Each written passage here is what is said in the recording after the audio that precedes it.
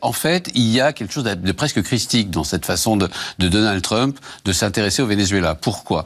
Mais parce que il s'intéresse à un pays qui lui qui résiste aux États-Unis depuis 20 ans, depuis l'arrivée de Hugo Chavez au pouvoir, et qui s'est allié avec Cuba le Nicaragua de manière accessoire, mais surtout Cuba, le régime cubain, ce régime qui résiste aux États-Unis depuis les années 60.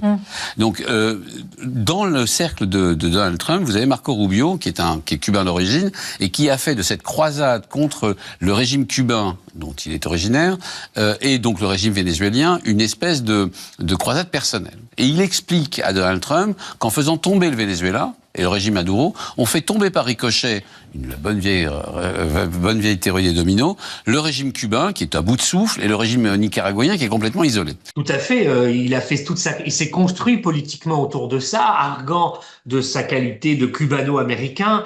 Il a fait toute sa carrière sur l'anticommunisme et sur la chute de la Havane. Donc c'est très clair pour lui. C'est lui qui a la main, qui opère pas mal de décisions qui sont prises par Trump sur la région.